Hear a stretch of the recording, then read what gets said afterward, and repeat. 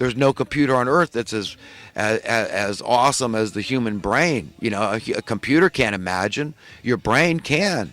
That's thought. That's your own individual personal thought. It's a grant. It's a gift from God, and we should all use it. Okay, and ask ourselves these questions, these very profound questions, like whose planet is this anyhow? And then say, well, it's God's planet. You already answered that. Okay, fine. And then whose species is the human race? Okay, whose fauna is this? Then you got to say, well, we're God's children. The Bible tells us we're made in God's image and likeness. Then it's all logical and reasonable. It makes sense. So yes, okay, the answers are glaringly obvious. So we're all without excuse. And that's probably the main point I'm trying to make here, is just that we all have to say, you know what, take a gut check and say, my God, you know, open my eyes, because, you know, I need to shift gears here, and I need to be ready for a new age to come in. To the real age, the age of enlightenment, like never, like on steroids. Okay, that's what's going to happen here. That's what Jesus predicted. This is what's happening. That one way or another, sooner or later, it's coming. Whether Donald Trump is ushering this in, you know, in part, you know, God does use men, regular men. You know, Paul never could believe God was using him, and there was one person after another in the Bible that said, you know, why me? I'm you know, I'm very flawed, I'm sinful. And you know, that's just the way it is. I mean, God chooses anyone he wants, and he can choose you or me or a homeless guy on the street. I mean, we all have an opportunity to share and to teach things with people that seem to only been put on our heart. You know, I tell you, if I couldn't write, I'd go stark raving mad. It's one of the greatest gifts I have, is to just stop and to write. You know, I've filled up dozens of these journals, okay? And it's just sometimes a thought that I got to get out of my head, but it's something that I'm not hearing from anyone else. But it's something I believe God put on my mind, in my heart, that I've got to share with people. And, you know, all I want is for us to grow as a species. I want improvement. I want true progress. I want this new age. I want something like the return of Jesus, even if that's a metaphor. I just want things to get better, not for some people, but for everybody. I don't want any enemies, okay, period, at all, okay, because there's no reason, no justification for anybody to be my enemy. I'm not opposed to anybody. I'm on everybody's side. I'm trying to just take God's point of view here. And just say, you know, do we have a right to share in this planet's bounty? Yes, we do. We all do. And we have to admit that. And you can say, well, that sounds awfully liberal. That sounds awfully, what are you, a communist? I mean, no, I don't believe in cramming anything down anybody's throats. What do you think anybody has to fear with a guy like me in a leadership position, or a guy like Trump, or a guy like Alex Jones, or a guy like Jesus? I mean, and on and on. There's a whole lot of people that I would trust very much, and some of them are extremely liberal. My dad was extremely liberal. I'd even go so far as to call him a socialist. For whatever reason, he really liked Che Guevara. Maybe he didn't know everything about him. Maybe he put blinders on. But something happened to my dad. He was not a stupid man. Very intellectual man. Very smart. He was a published author. And he had a lot of friends in liberal circles. And, you know, I believe he blamed the Republicans, the conservatives, for the assassination of JFK, and he probably blamed them for the assassination of Martin Luther King Jr., and these were people that were very important to him. He knew that these were movers and shakers, that these are the people he wanted to see in positions of leadership. So my dad was a good human being. Now, as for the veracity of guys like Che Guevara or you know, Fidel Castro in particular, I cannot vouch for, okay? And I won't. I can't defend anybody else, much less, it's hard enough for me to defend myself, much less anybody else, particularly these very controversial figures in history. All I know is that guys like Bush, to me, are no better. And in fact, they're more cunning, they're more diabolical. That's what I hate about crony capitalism. And this mentality, this caliber of people that get involved in this, and the little weasels on the sidelines that just go out there and, you know, speculate and buying up all the housing, creating, you know, one single-handed one-man housing shortages in their community, you know, and causing, you know, it's a market manipulation for them. It's price fixing in a roundabout, sneaky way.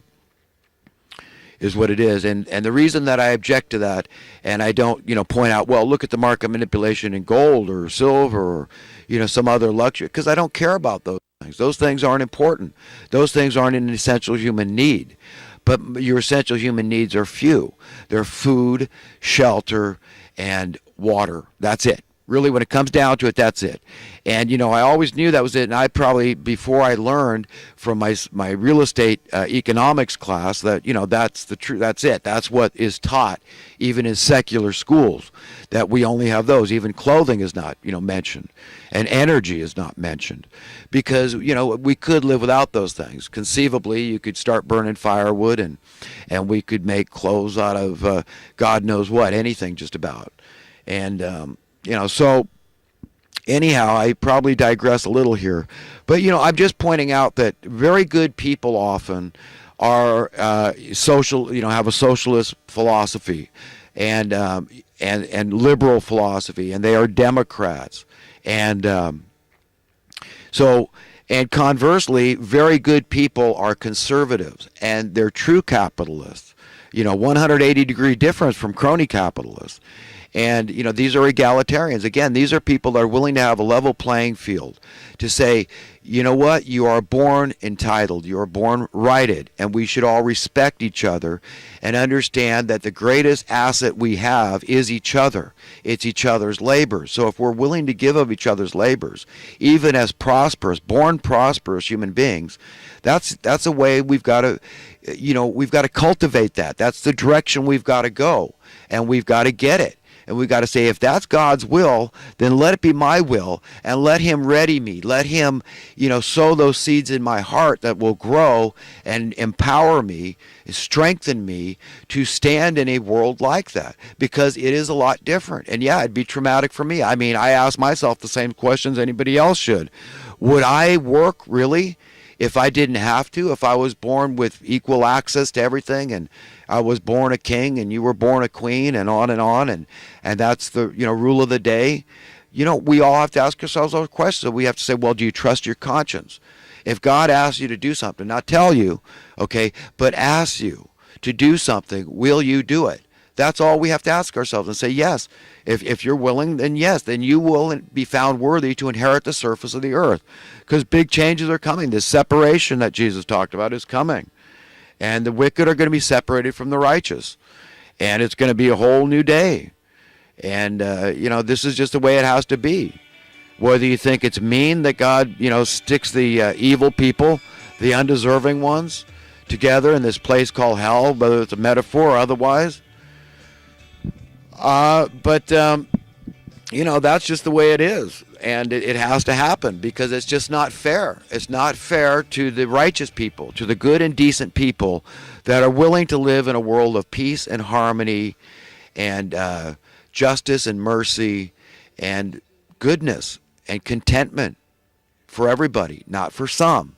You see, we're never going to find happiness as a collective society, as a species, is what humanity is a collective, as a family. If we keep going down this path, it's just beating our heads against the wall. It's like blaming each other when each other aren't at fault. We've got to blame the right party, and we've got to get to the root of this matter. It's the money printing class. It's these people that are causing all of our problems. We need sound money. We need rules and regulations, checks and balances. We need accountability. We, the people, need to get our way. We need to be set free. We need a means to an end, and that means to an end is true capitalism. It is a free market. Okay, this is it, or it's going to happen radically, and that's what might happen. It might be just like Jesus said, when I return, it's going to be like a thief in the night. Again, metaphor or not, whatever's got to happen's got to happen. We've got to have that state of affairs here. God's will must be done on earth and will be done on earth. That is a matter of fact. The good guy will prevail in this matter, and the cancer on this earth, okay, is going to be eradicated at his hand, and you can either be on his side or against him. Okay, but pretty soon nobody's going to be able to choose ignorance and confusion. They're going to have to choose sides. It's going to come down like a double-edged sword, and you better be on the right side of history. And that is on the side of humanity, good and decent, upright humanity that is willing to live together in peace and harmony, safety and security, full prosperity for all. That's it. No draconian rules, no fascist policies, no intimidation, no tyranny, no coercion, none of that stuff. That's the world you need to ready yourself for and help to ready other people for, because that's what's coming. Come hell or high water, God's will is going to be accomplished on earth as it is in heaven. So we've all got to understand that fundamentally. So we all need to start being peacemakers and understand, look how close those that are very passionately capitalistic and conservative and all these good principles. And those that are passionately have to, start, switching places, trading places with the hardcore commies and socialists and the and liberals and Democrats out there, okay? We all need to start understanding that we have a lot in common. Just the everyday people want the same things. We just have different upbringings. Look at the educational system. All these things that we're all so passionate about, they don't even touch on them. K through 12, and if you go beyond, man, it gets to be a real drag. I mean, taking real estate economics, I knew I was going to hate that class because I already know this stuff. Instinctively, intuitively, we can all understand things like supply and demand. It's not hard. It's just that you create progress dictates that you find easier and easier ways to produce the things you want and need. That's it. That's it. That's the way it works. And that explains why your cost for those things goes down. Or you could say the worth of your currency goes up. It's the same thing. Okay? It's apples and apples, oranges and oranges. That's it. It's just the same thing. It's like a scale. So as your currency goes up, the natural thing is that your cost of living is going down. That's how it works. And it's a means to an end, and to be completely free. And no good and decent, honest person can complain about that situation because it happens gradually, incrementally, over time. So it's not like the captives are set free all at once and everybody's out there rich and it's just one big party in the streets. No. We can do this slowly and gently and gradually. But one way or another, we've got to make progress. Okay? That's just the way it is. And that's all I'm asking for is true progress here. And that's, fixing problems. So that's where I want to go right now, to this clip by John Rappaport, where he's talking about, solving problems. But let's listen to what he has to say for a minute here. Supposed to be different. This is not the old story of globalism. This is not the United States as some kind of a subunit in the greater glob whole of the world globalist program to basically put everybody into a condition of hypnosis. No, this is supposed to be different. Okay, well, let's assume it is. Let's assume that maybe somewhere in there, Trump, Steve Bannon, others, they actually want to do something to change things. They're interested in actual solutions, no matter who that offends, because believe me, when you start talking solutions, as I've learned from over 30 years writing as a reporter, you start offending lots of people. Strange, isn't it? I mean, why not? Because they don't want solutions. Because solutions make them feel too good. That's really what's going on. Makes them feel too good. Makes them have hope again. Makes them think that we can get around the reality machine that keeps on producing lies, defeat, loss, failure, and actually achieve something. And they don't want to feel that way. They don't want to think that way.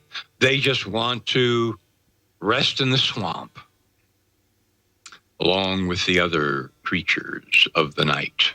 That's what they want to do. And bureaucrats are famous for this. Government people are famous for this. Solution? Oh, man, that's like a silver bullet to a vampire. Something that actually works? No. For example, we have a water shortage in California, many other places around the globe, a severe drought.